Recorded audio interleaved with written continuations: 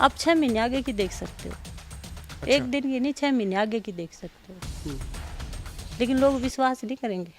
तो गुरु जी कहे मैं तो कहूँगा कुएं में छलांग लगा दे, तो मैंने लगा ही दी। अच्छा, मतलब आपने जो है पल भर सोचा नहीं, सीधी छलांग। मेरा ये जो पीछे कुआ है। हाँ, तो आप कह रहे हो ना कठिन, मुझे पाना है ना, हम्म, मुझे पाना था उस लक्ष्य को। हम्म। तो फिर शायद गुरु जी को विश्वास हुआ कि हाँ सच में इस बच्चे की प्यास है। मतलब जिज्ञासु जो है जबरदस्त है, मतलब इनको तो जानना ही है। हाँ, पापा ने बार बार कहा उनसे, गाँव ने भी कहा कि बच्ची जानना चाहती है, लेकिन शायद उनको तो छलांग शायद लगा दी तो आप डूबे नहीं कुएं में, तो फिर क्या बाहर कैसे निकले? गुरु परंपरा थी, जो गुरु जी ने कहा। वस्त्र नहीं पहनने थे, पूरे शरीर पे विभूति लगा के मैंने 3 साल सूर्य को नहीं देखा।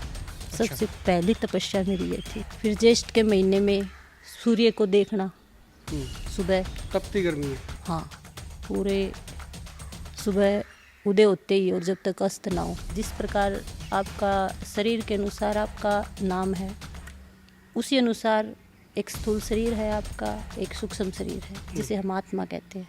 काला काला कवे गुजरी, मत काले काज करे करे, काले रंग पे मोरनी रुदन करे। आपके पास एक मंत्र हो और सही विधि से आप उसका जाप करो और खान पान अच्छा हो, तो आपके चित्त को शांति मिल सकती है। ये मंत्र जो है, जिस मंत्र का आप जिक्र करिए, मंत्र कौन बताए हर किसी को? ये मंत्र देखिए, मुझे तो मेरे गुरुजी ने बताए, और मेरे गुरुजी इतना भजन करते थे। अगर आप इस एरिया में गुरु जी किसी तो से- आपको बता गई। हाँ। तो बाकी जो हम जैसे लोग हैं, जो समाज में मतलब इस लाइन से हटके जो काम कर रहे हैं, मतलब दिनचर्या में इतने घुसे हुए हैं, घुले हुए हैं, उन तक ये मंत्र कैसे जाएगी जिससे जीवन संवर जाए? देखिए, प्यासा कुएं के पास पहुंचता है। मैं गुरुजी के पास पहुंची थी और कुएं तक भी पहुंची थी कुएं तक पहुंचे आप सही में। ना, मैं गुरुजी तक पहुंच गई और फिर उस आत्मा तक भी पहुंच गई। सनातन मंत्र जो है, शायद लोग समझ नहीं पा रहे होंगे, ये बहुत लंबा मंत्र है, इसकी पूरी कहानी है इसके पीछे। जैसे आपने तो कह दिया कि भाई प्यासे को कुएं के पास आना पड़ेगा, वो आए लोग, आप बताएंगे भी उनको थोड़ा हाँ, सा वो मैं संक्षेप में उसको उसकी जानकारी? बॉडी के हिसाब से देख के बता सकती हूँ। अच्छा, जब मतलब वो सामने बैठेगा ना मेरे, तब। और मतलब गुरु आपके पास किसी को समस्या है, वो आते हैं, वो बताते हाँ, हैं। वो आते हैं, जब तो वो फिर सामने आप- बैठते हैं ना, अच्छा। तो उनकी बॉडी को देख के मैं बता सकती हूँ कि इसको ये मंत्र चाहिए। खुद जी। पूछिए जाके, या फिर आने वालों से कभी। एक चीज़ कहती हूँ जो मुझे हमेशा कहते हैं कि साध्वी जी, जब इस आश्रम की बाउंड्री के अंदर हम आते हैं ना, तो पहले दिमाग कुछ होता है, अंदर जाके कुछ और हो जाता है। जब से जो है ना सरकार बीजेपी की आई है, मतलब मैं पॉलिटिक्स से जोड़ नहीं रहा, लेकिन एक मतलब यथार्थ से वाकिफ करवा रहा हूँ कि जब से मोदी साहब प्रधानमंत्री बने हैं, तो सनातन का प्रचार भी खूब हो रहा है, हिंदू धर्म का प्रचार भी हो रहा है, सब चीज़ें हो रही हैं। तो हालांकि सवाल बात कड़वी है कि पाखंड भी बहुत हो रहा है। पाखंड में और असलियत में जो है फ़र्क करना एक आम आदमी के लिए बड़ा मुश्किल होता है कि भाई सच्चाई कहाँ पर है। मतलब क्या सब जगह ही सनातन है जो सनातन की बात कर रहे हैं, या पाखंड आपको लगता है कहीं कहीं हो जाता है? वाकई है चीज़, मैं पूछ रहा हूँ आपसे।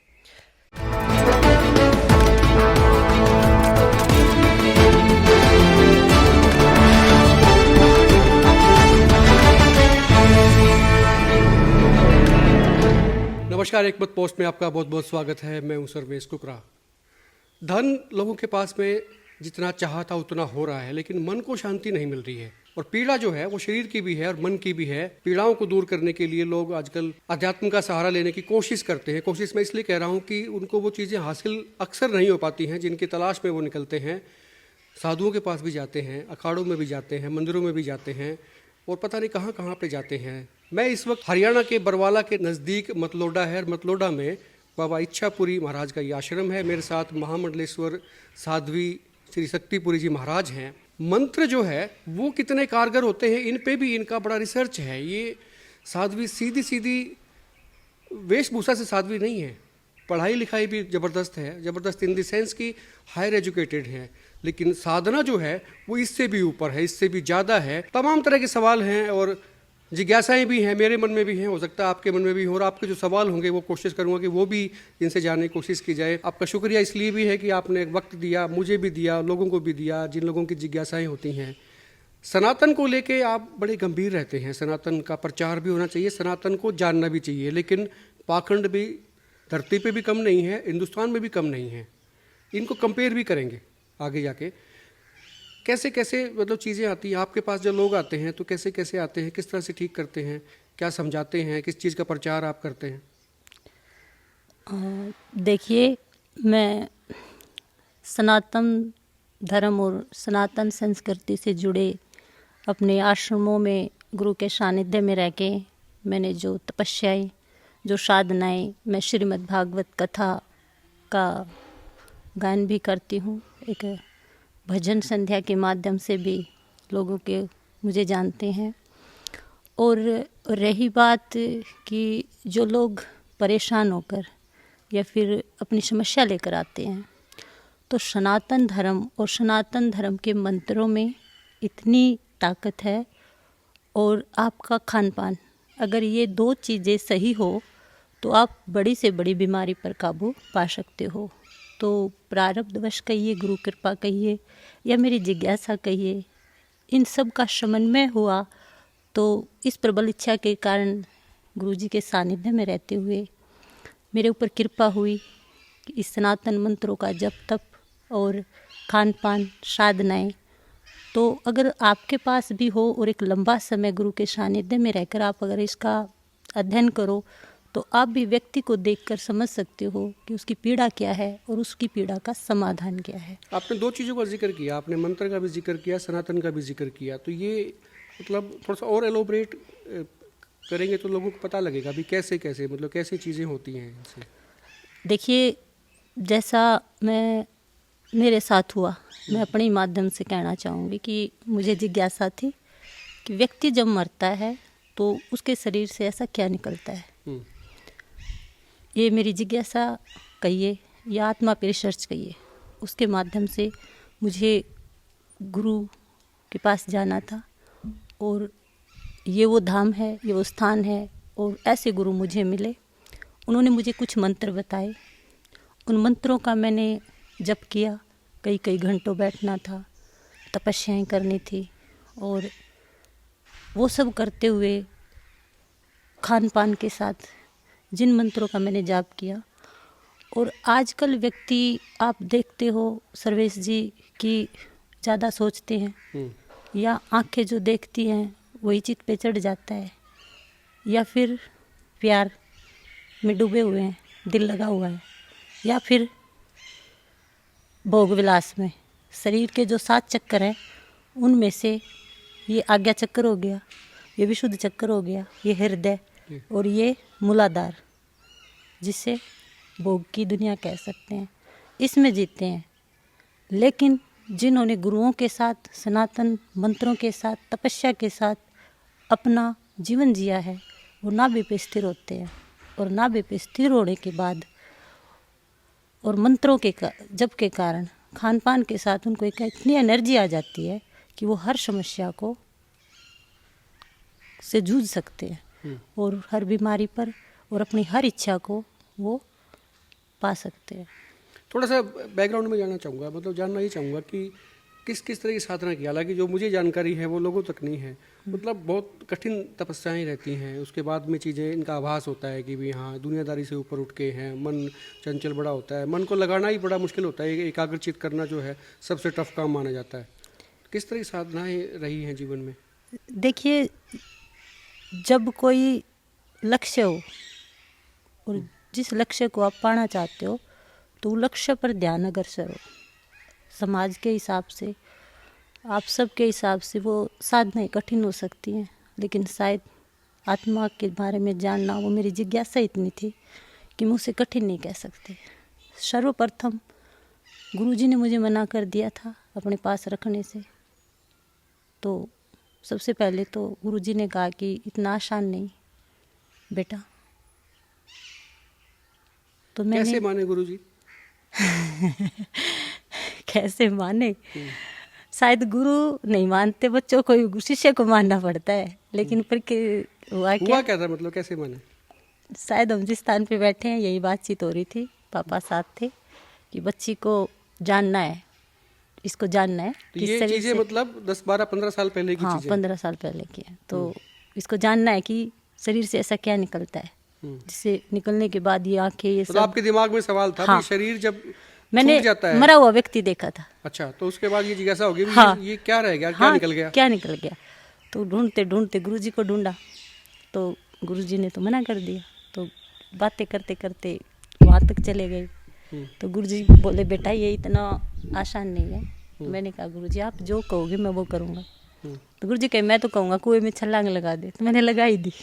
अच्छा, मतलब आपने जो है पल भर सोचा नहीं, सीधी छलांग। मेरा- ये जो पीछे कुआं है। हाँ तो आप कह रहे हो ना कठिन, मुझे पाना है ना, हम्म, मुझे पाना था उस लक्ष्य को। हम्म, तो फिर शायद गुरुजी को विश्वास हुआ कि हाँ सच में इस बच्चे की प्यास है। मतलब जिज्ञासु जो है जबरदस्त है, मतलब इनको तो जानना ही है। हाँ, पापा ने बार बार कहा उनसे, गांव ने भी कहा कि बच्ची जानना चाहती है, लेकिन शायद उनको तो छलांग शक है। लगा दी तो आप डूबे नहीं कुएं में, तो फिर क्या बाहर कैसे निकले? मुझे तैरना आता था, मैं ऊपर आ गई। हम्म, तो ऊपर आने के बाद इन सब ने कहा बाहर आ जाओ।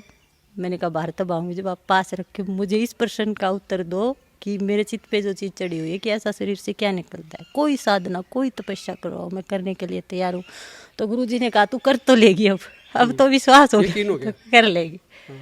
बस तब रस्सी बोला रस्सी पकड़, मैं तब पकड़ूंगी जब आप मुझे इस मार्ग पे मतलब मेरी जो जिज्ञासा उसको पूरी करोगे। हम्म, तो उसके बाद ही अगले दिन 3 साल भभूति लगा के हमारे जो गुरु परंपरा थी, जो गुरुजी ने कहा वस्त्र नहीं पहनने थे, पूरे शरीर पे भभूति लगा के मैंने 3 साल सूर्य को नहीं देखा। अच्छा। सबसे पहली तपस्या मेरी ये थी, साधना थी, या फिर गुरुजी मेरी जो प्यास थी और गुरुजी जिस मार्ग पे जो मुझे बता रहे थे।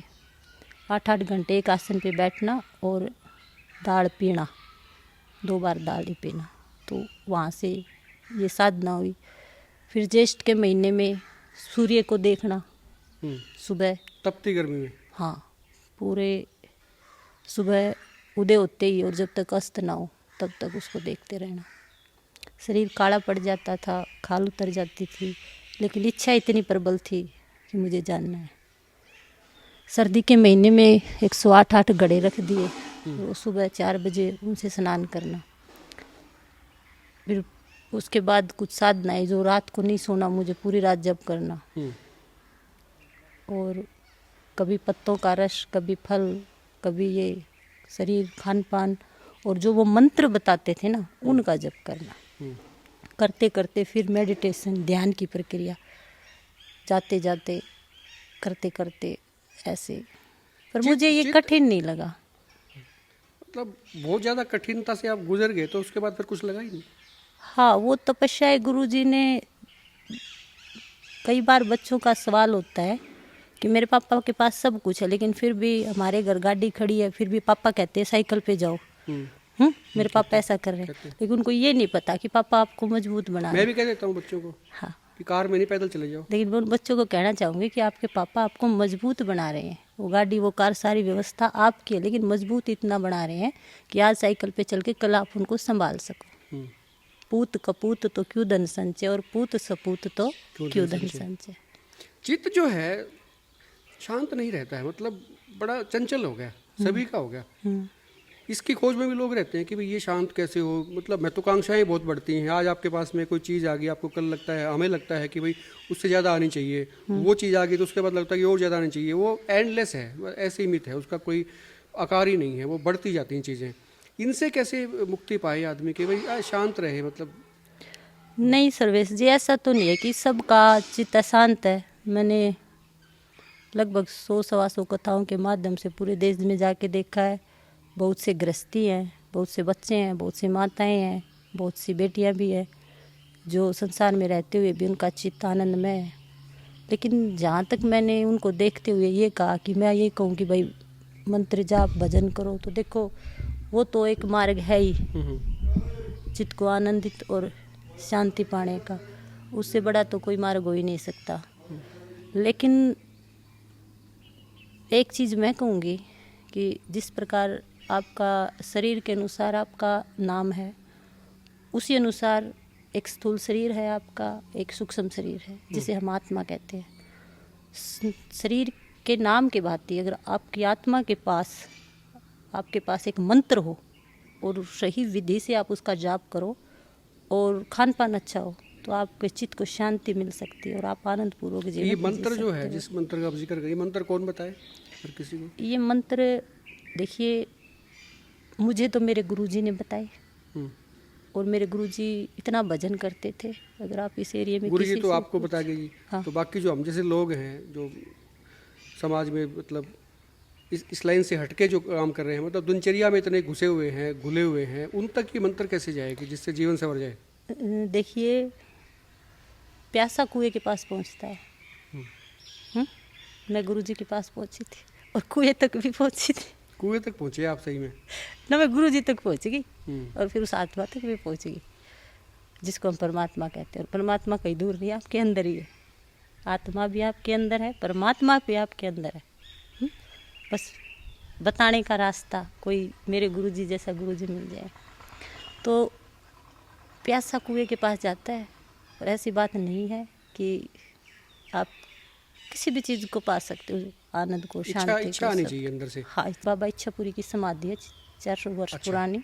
तो यहाँ पर गुरुजी बाबा फूलपुरी जी महाराज, ठीक है। उनका नाम फूलपुरी महाराज, और जैसा नाम था वैसे ही वो सबको हंसते हुए देखना चाहते थे। तो जैसे जैसे समाधि रही है इच्छापुरी महाराज जी की यहाँ रही है, तो इच्छाएं पूरी होती रही हैं। थोड़ा बैकग्राउंड ये तो आपको यहाँ की जनता या लोग यहाँ के भक्त बताएंगे। बता रहे थे लोग मुझे। अब मैं आया तो गाँव में। नहीं कह सकती, लेकिन हाँ मैं ये कह सकती हूँ कि यहाँ परमात्मा है।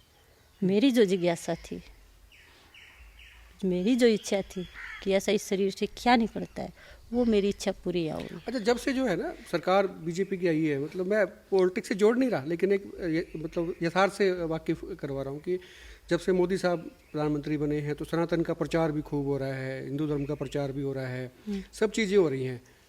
तो हालांकि सवाल बात कड़वी है कि पाखंड भी बहुत हो रहा है।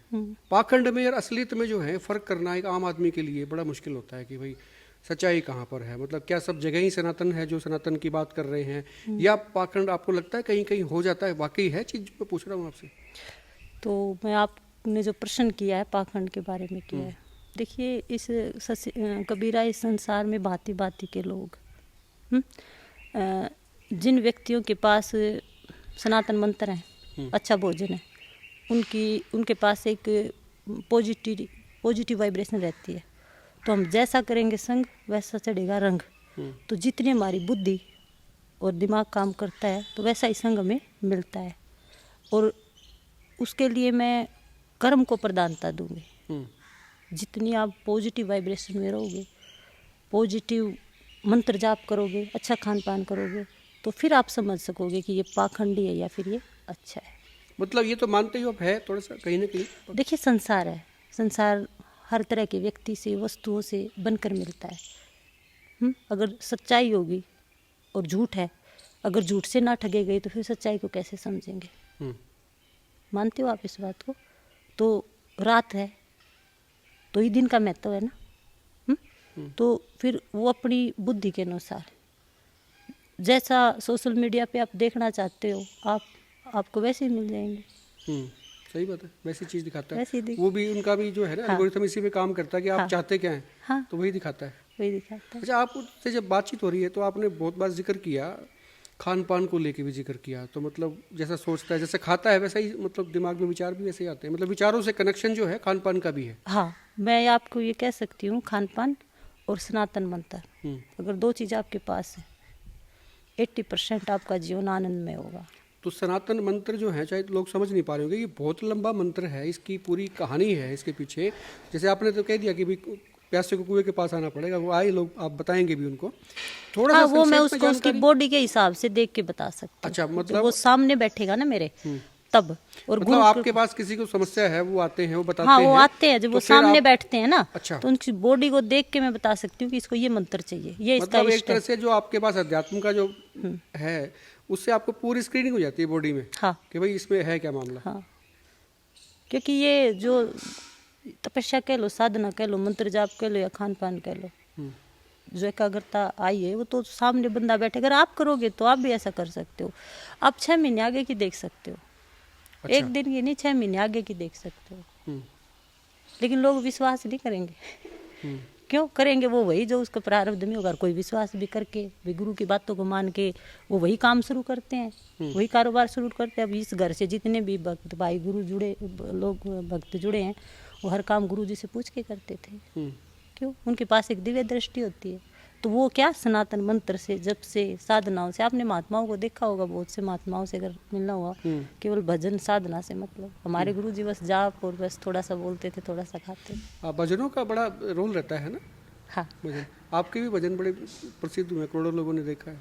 हाँ, वो प्यार मिला है मुझे, अच्छा प्रेम। वो मतलब तार जो हैं वो लोगों के दिल तक जुड़े हैं, वहाँ तक पहुँचे हैं, वो चीज़ें गई हैं उनके। हाँ, बच्चे भी युवा भी सब ने उस भजन को बड़ा। एक लाइन बोल दोगे? हाँ बोल दूंगी। थोड़ा सा उन लोगों को आएगा। एक्चुअली मुझे तो पता है कि आप कितना सुरीला भी गाते हैं, दिलों में उतरती है आपकी आवाज़ जो है ना, उससे जो है मन को शांति मिलती है। और एक भजन तो आपका बड़ा फेमस रहा है। कौन सा? वो गुजरी वाला जो भजन था। 2 लाइन अगर आप गा पाए। हाँ बोल देती हूँ। मैं जहाँ भी जाती हूँ, कोई भी प्रोग्राम हो, 100-125 कथाएँ कर ली, और जो भी प्रोग्राम हो ये भजन तो मेरे से जरूर गवाते हैं। मुझे पता था आज आप भी इसी को गवाओगे। हाँ जी, थोड़ा सा 2 लाइन है। गुरु कृपा और समस्त देशवासियों ने, विदेशियों ने बहुत प्रेम दिया इस भजन को। तो काला काला कवे गुजरी, मत काले काज कर करे, काले रंग पे मोरनी रुदन करे। इसके भाव भी जो है ना बड़े छूते हैं अंदर। इसका जो गूढ़ भाव है कई बार ना वो समझ नहीं पाते लोग, इसके अंदर क्या छुपा हुआ है। प्रेम की 4 स्थिति होती हैं, जाना, पाना, हो जाना, और फिर विरह की स्थिति होती है। कृष्ण चले गए थे कर्म करने, सारी लीलाएं करके। इधर मथुरा, इधर वृंदावन है, यमुना ही तो है ना। प्रेम से आज्ञा लेकर चले गए थे, कर्म करने गए थे, माता पिता को कारावास से निकालने। मथुरा का राजा था, वो क्रूर था, तो अपना कर्म करने गए थे, आज्ञा लेके गए थे, लेकिन भूल नहीं पाए ब्रजवासी। कहीं से भी एक कृष्ण की सवर भी आता तो विरह में कृष्ण ही कृष्ण, रोम रोम में कृष्ण ही कृष्ण। तो काला काला कवे गुजरी, मत काले का जिक्र करे, काले रंग पे मोरनी रुदन करे। जब कृष्ण का नाम आता था, क्योंकि वो बोल के गए थे कि आना नहीं, प्रेम की बात मानते हैं। वो विरह रूपी जो चतुर्थ स्थिति होती है, उस भाव में जो डूबा हो, उस विरह को जिसने समझाओ, वो इस भजन के विरह को समझ सकता है।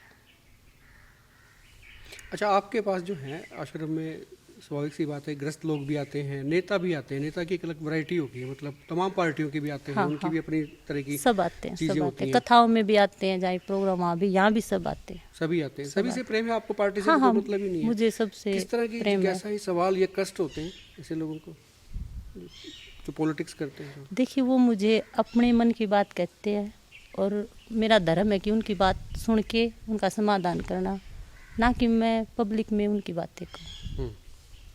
मैं तो पर्टिकुलर वो कहें तो मैं कह नहीं सकती, लेकिन मैं नहीं कहना चाहती। मेरा इतना ही है कि मेरी वजह से, मेरे धर्म, मेरे कर्म की वजह से कोई किसी चेहरे पर मैं मुस्कान ला सकूं, किसी का भला कर सकूं। ऑन द होल जो है किस तरह की पीड़ाएं आप देखते हैं समाज में? जो है लोगों को भी किस तरह के ज़्यादा केसेस आते हैं? एक तो शारीरिक कष्ट कहूँ तो जी, मैं सबसे ज़्यादा तो आप ये देखिए कि जो सिर में दर्द है, मानसिक तनाव हो, सिर का दर्द है, जो मानसिक परेशानी है, वो डिप्रेशन कह लो, वो हर व्यक्ति आज इतना सोच रहा है, इतना सोचना है, जो जिसके बारे में सोचना चाहिए ना उसके बारे नहीं पता, नहीं नाम सुना बातें। वही जो कह रहा था कि पैसा बहुत आ गया लेकिन ये मानसिक शांति नहीं मिल रही। हाँ, ये जो डिप्रेशन है ना जी, ये वो सोच रहे हैं जो नहीं सोचना चाहिए, जो करना है ना उसके बारे में सोचो। ये सबसे ज़्यादा एक परेशानी की चीज़ है। हर बीमारी का एक हॉस्पिटल भी है, खान पान से भी काबू पास, लेकिन मानसिक बीमारी एक ऐसी है कि डॉक्टर भी हाथ खड़े कर देते हैं। उनको समझ नहीं आता, उसका एक्सरे होता ही नहीं है। हाँ, उसका एक्सरे नहीं, महात्मा करते हैं जी उसका। आप करते हो उसका? मैं तो क्या, मतलब महात्मा करते हैं महात्माओं के पास, क्योंकि संगीत है, को जिया है, वो समझते हैं। संगीत है, भजन है, कि उनकी पीड़ा को हम समझ लेते हैं, उस मानसिक तनाव को। और एक सोच भी है कि महात्माओं के आगे अपने दिल की बात कह देते हैं, और जब आप उसको दिल की बात कह दोगे तो फिर समाधान है ही। ऐसी कोई बात नहीं जिसका, ऐसी कोई समस्या नहीं जिसका समाधान ना हो। मैं मानती हूँ कि अगर हम कोशिश करें, विश्वास भी कहता है कि इम्पॉसिबल आई एम पॉसिबल। ये सही बात है। हाँ, अच्छा, इन दिनों जो है आपके, मैं देख रहा हूँ काफ़ी कार्यक्रम भी होते हैं, कथाएं भी आप करते रहते हैं, दूर दूर तक आप जाते हैं, भजन संध्याएं भी रहती हैं, भजन और भागवत दोनों तरह की चीज़ें चलती हैं, समानांतर चलती हैं। इनका प्रभाव लोगों पे जाता है सीधा सीधा? हाँ, गुरु कृपा से जी, कथा हो चाहे भजन हो, लोगों का प्रेम भी बहुत मिलता है। लेकिन वो है ना, जैसे कि भीड़ आ गई हजारों में, 500 लोग उस भजनों में, गीतों में आनंदित रहते हैं। फिर वो जैसे जैसे दूरी होती जाती है फिर उसी समाज में, लेकिन कुछ लोग जुड़ के इन मंत्रों से, साधना से जुड़े रहते हैं। तो उसमें से लगा लो चाहे 100 लोग जुड़ गए, वो मंत्र, वो विधि अपना रहे हैं, वो जुड़े हुए हैं, तो कंटिन्यू एक अच्छा आनंदित जीवन जी रहे हैं। अच्छा, आप महामंडलेश्वर बने तो निरंजनी अखाड़ा से आपका ताल्लुक रहता है, संबंध रहता है? निरंजनी, मेरे गुरुजी भी निरंजनी अखाड़ा से नागा सन्यासी थे, तो सजावत मंडी से है हम, और उसी ने मेरे को महामंडलेश्वर की उपाधि दी। तो वो परंपरा जो जो है वो लगातार निभाते जाते हैं, जितने भी रहते हैं सब? हाँ, वो जिसको अखाड़ा पद देता है महामंडलेश्वर का, तो हमारा तो यही है, सनातन धर्म का प्रचार और प्रसार करना, कथाओं के माध्यम से, भजनों के माध्यम से। और अब आप जैसे कथाओं के माध्यम से, भजनों के माध्यम से मुझे संसार में जाने का अवसर मिला, तो देखी मैंने ये चीज़ें। मैंने ऐसा भी देखा कि लोग आनंदित भी है, बेटियां हों, कुछ लोग, लेकिन ज़्यादा व्यक्ति परेशान है बीमारियों से, मानसिकता से, हर चीज़ से। तो फिर मेरे मन में ये सवाल आया कि सनातन मंत्र जब इनकी समस्या का समाधान है। बहुत बड़ा मंत्र, मतलब मंत्र में ताकत है, सनातन मंत्र में ताकत है जी। लेकिन मंत्र मिलेगा जब आपके पास आए। वो भाई, तो जिसको तकलीफ प्रक्रिया वो है। एक्सरे करके, वो जो अब अध्यात्म मेरे वाली एक्सरे, गुरुजी ने मुझे जब प्रक्रिया दी, मैं उस तो प्रक्रिया गुरुजी को तो बता के कैसे, भी गए होंगे, कहते भाई ये आपको तो दे दिया, आगे भी इसको ट्रांसफर करना है, हाँ, डेलीगेट क्योंकि गुरु के ऋण से वही ऋण हो सकता है जो गुरु ने आपको दिया, आप सब में बांट दो, तो मैं उसे बांटने के लिए तैयार हूँ। अब जो प्यासा है और जिसको अपने जीवन को आनंदित करना है, शांति से रहना है, अपनी इच्छाएं पूरी करनी है, वो उनका स्वागत है। अच्छा, आजकल एक चीज़ और हो रही है कि काफ़ी सारे बाबा जी हैं, वो हिंदू राष्ट्र की बात भी करते हैं। कई बार आता है, प्रचार करते हैं कि भाई भारत देश को अलग, ये अलग सवाल है, ये अलग से इतर है। थोड़ा सा जानना चाहूँगा आपका ओपिनियन कि भाई हिंदू राष्ट्र बनना चाहिए, हिंदुत्व की बात, सनातन की बात काफ़ी ज़ोर शोर से उठती है, तो इस तरह की चीज़ों में आप भी कभी दखल करते हैं या सोचते हैं, या नहीं सिर्फ अपने को, तो सिर्फ जो मैं लोग पीड़ित हैं पॉपुलरिटी उनको पाने ही? के लिए ये बात कहूँ, हिंदू राष्ट्र, हम हिंदू पहले से ही हैं, हिंदू राष्ट्र पहले से ही है। हम सनातनी है, सनातन तो जड़ है, आदि है, अंत है। हाँ, हम सनातनी है, धरती को पूजते हैं, हम सनातनी है, आकाश को पूजते हैं, हम सनातनी है, सूर्य को पूजते हैं। हाँ, धरती मिटा दो तुम, आकाश मिटा के दिखा दो। हम अपने माँ बाप को पूजते हैं। और जो ये नहीं मानते कि हम हिंदू नहीं है या सनातनी नहीं है, तो अपने नाम के आगे से अपने माँ बाप का नाम हटा के दिखा दो। पहले से हिंदू हम तो, सनातनी हम बने क्या, पैदा हुए हम तो ऐसे देश में। तो ऐसा क्यों करते हैं लोग? कई लोग कह देते हैं, लोगों को समझ नहीं आता कि वो आप उनसे जाके पूछो। बात तो सही है, सवाल तो नहीं के जाना चाहिए वैसे आपको। जाना चाहिए, लेकिन आपका जो मोटिव है, जो ध्येय है, वो तो ये है कि भी लोगों की पीड़ा जो है वो दूर हो, जो मैं समझ पाया हूँ अभी तक। देखो, मेरा मोटिव ये खुश है रहें। कि देखिए, मेरे मन में जिज्ञासा जागी कि शरीर से ऐसा क्या निकलता है कि ये शरीर काम करना छोड़ देता है। आपने देखा होगा, पैर नहीं है, हाथ नहीं है, लेकिन बहुत से लोग ऐसे हैं जो काम करते हैं, उनमें एनर्जी कितनी होती है। तो मेरी जिज्ञासा थी कि शरीर से बाहर क्या निकलता है, मुझे उसके बारे में जानना है।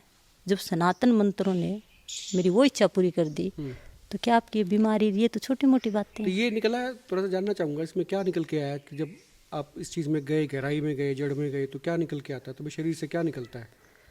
शरीर से आत्मा निकलती है, जो आपके शरीर का एक अंश है। और जो अगर आप संसार में ज़्यादा जियोगे,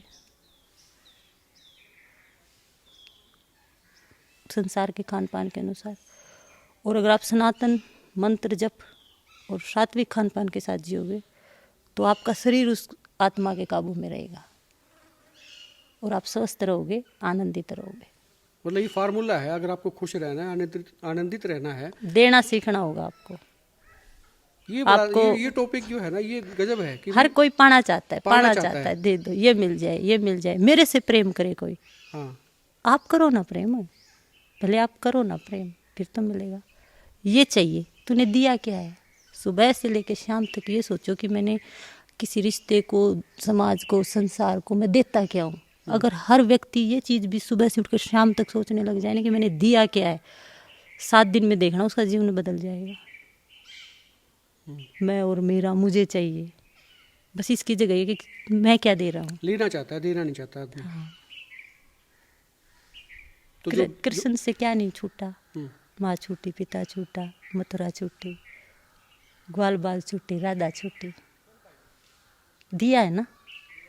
उन कथाओं को हम गा रहे हैं, लेकिन उन कथाओं से अगर हम समझे, ये जो पाने की इच्छा होती है ना, और ये जो मैं भावना होती है, ये ज़्यादा परेशान कर रही है। हम्म, जो मतलोडा में जहाँ पर हम बैठे हैं इस वक्त, जो आश्रम है, डेरा है, तो यहाँ पे क्या क्या चीज़ें, व्यवस्थाएं रहती हैं? जो लोग आना भी चाहते हैं तो कोई दिन विशेष रहता है, किसी भी दिन आ सकते हैं, किसी भी समय आ सकते हैं, आपका आशीर्वाद उनको कब मिल सकता है, आपसे मुलाकात कब हो सकती है, या आपसे मिलके अपनी बात कब कह सकते हैं? देखिए, आशीर्वाद तो वो परम श्रद्धेय बाबा इच्छापुरी महाराज का और गुरु जी का लेने आए, लेकिन उनके माध्यम से इस डेरे का संचालन करने की जो जिम्मेवारी है, और जो गुरु परंपरा से मेरे गुरु जी ने जो मुझे मंत्र जप साधना जो दिए लोगों का भला करने के लिए, उस क्रम में मिलने के लिए शनिवार, रविवार और सोमवार को 12 से 6 बजे तक लोग मिल सकते हैं। कोई कथा हो या प्रोग्राम हो तो उसका जानकारी फ़ोन के माध्यम से उन तक पहुंच जाएगी, या फिर सोशल मीडिया पे जो मेरा नंबर है उससे समय लेके जो बच्चे संभालते हैं उनको समय दे देंगे, सारी जानकारी दे देंगे, तो इस माध्यम से वो आके हमसे जुड़ सकते हैं। बाकी कथाओं के माध्यम से, और समय का तो आप देखते हो कि कथाएं भी होती हैं, प्रोग्राम भी होते हैं, लेकिन अब सोशल मीडिया के माध्यम से और आप सब के माध्यम से हम यही सूचना का एक कहना तंत्र है, चाहते हैं इसके जरिए जानकारी कि मिलती है। जब तक आपसे मैं नहीं मिलती या आप मेरे से नहीं मिलते, कोई भी व्यक्ति है, तो तब तक मैं उन्हें कहूँगी ओम नमः शिवाय, हनुमान चालीसा, ओम नमो भगवते वासुदेवाय, ये 2-3 मंत्र हैं, वो इनका नित्य जाप करें। अच्छा, कुछ डेरे से जुड़ी हुई जो बातें, कुछ एक दो और रोचक बातें जो मुझे भी जानकारियाँ नहीं है, आपको ही पता है, लोगों को भी हो सकता है नहीं पता, कुछ लोगों को पता होगा, लेकिन बहुत दुनिया बहुत बड़ी है, तो उनको पता चले कि जहाँ हम बैठे हैं इसका महत्व और इसकी जो इससे जुड़ी हुई जो चीज़ें हैं थोड़ी सी बता पाएँ तो आप। मैं आपको अपने माध्यम से ये कह सकती हूँ कि मेरी जो जिज्ञासा थी आत्मा परमात्मा को जानने की, मुझे वो मिला यहाँ, बहुत बड़ा सवाल था ये। और जाने के बाद भी देह से मेरे गुरु जी नहीं गए। तो गुरु जी दर्शन देते हैं? वो बात मुझसे होती है। दूर है ही नहीं। गुरु जी नहीं होते तो शायद मैं ऐसे खड़िया बोल नहीं सकती। ये आत्मा पे रिसर्च।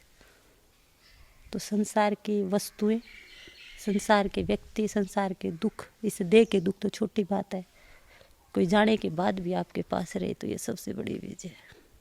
ये एक प्रेम का घर है, ये बाबा इच्छापुरी धाम है, ये लोगों की श्रद्धा का धाम है, और यहाँ सब कितना प्रेम, प्रेम भाव से, सात्विक भाव से, इस जगह से प्रेम, गुरु जी के संस्कारों से प्रेम, प्रोग्रामों के माध्यम से देखिए पूरे के पूरे गांव के बच्चे, माताएं, आज आपने देखा होगा, एक परमात्मा स्वरूपी एक प्रेम का घर कहूँगी मैं इसे।